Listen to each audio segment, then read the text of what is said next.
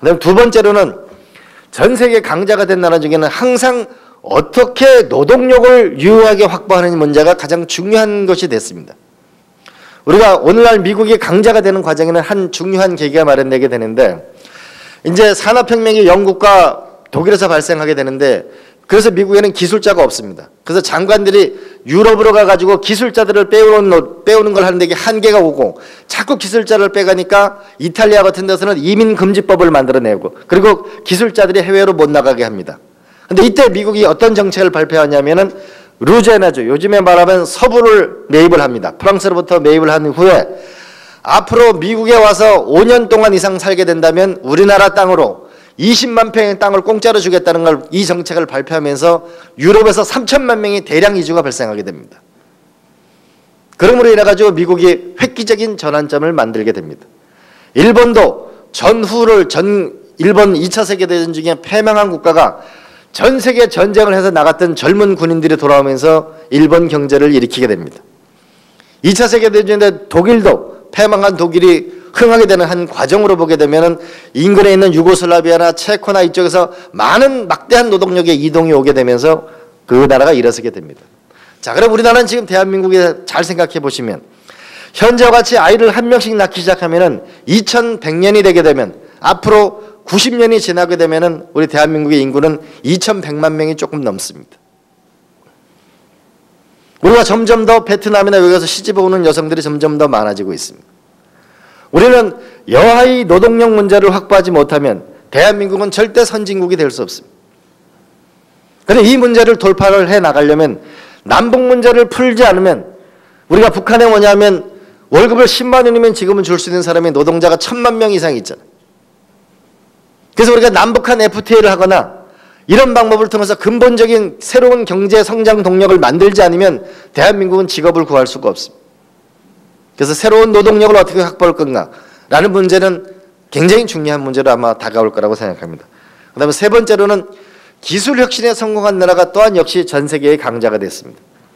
우리가 아주 작은 예로 보게 되면은 징기스칸의 전쟁 기록을 보게 되면은 어떤 때는 전쟁에 나가서 기술자를 5만 명씩이나 데리고 옵니다. 포로로. 그리고 그중에 선생님들 같은 경우는 세금을 매기지 않습니다. 그래서 거기서 발명한 것이 뭐냐면 말의 안장 옆에 있는 발고리입니다. 발고리가 생김으로 인해 가지고 말을 안정적으로 탈 수가 있고, 화살을 쏠 때 정지된 상태에 쏠 수가 있고, 뒤로도 쏠 수가 있고, 옆으로도 숨을 수가 있고, 전쟁의 대기원을 만들어내게 됩니다. 이미 수나라 때를 보게 되면 우리가 수나라 때 전 세계 만국 박람회를 엽니다.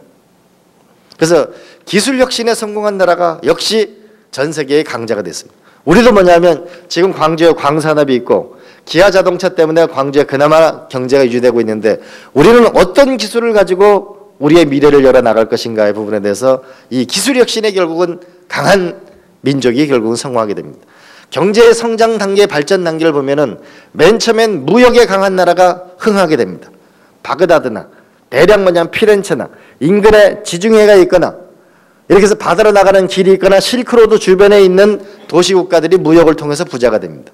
그래서 이 다음에는 제조업이 발달한 나라가 부자가 됩니다. 그 다음엔 금융업이 발달한 나라가 부자가 됩니다. 그런데 우리에게는 역시 우리가 금융위기를 겪어서 보면 기술이 강한 나라, 제조업이 강한 도시가 역시 세계적인 강자의 도시가 되게 됩니다. 그래서 우리는 어떤 기술을 가지고 우리의 미래를 열 것인가가 고민해야 될 문제라고 봅니다. 네 번째로는 오늘날의 대한민국의 그 전쟁의 그 잿더미에서 오늘 여기까지 오게 된 것은 우리 부모님들의 교육열 때문에 여기까지 오게 됐습니다. 우리가 네덜란드를 보게 되면 이미 17세기에 대한민국으로 말하면 초등학교가 마을 단위까지 다 있었습니다. 일본의 메이지 유신이 성공하고 나서도 교육에 성공을 했습니다. 독일이 부흥해 나가는 과정에 보게 되면은 우리가 아인슈타인이라는 사람은 페스탈로치라는 근대 교육의 아버지가 만든 학교에 다녔던 학생이었습니다. 교육에 성공한 나라가, 국가가, 도시가 결국은 강자가 됐습니다.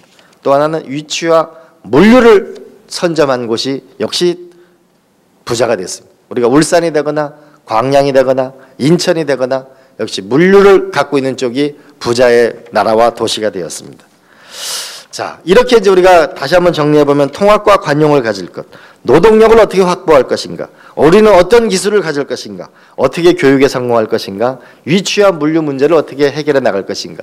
이것이 제가 본 23개 나라의 강대국의 흥망에 되는 그 과정이었습니다.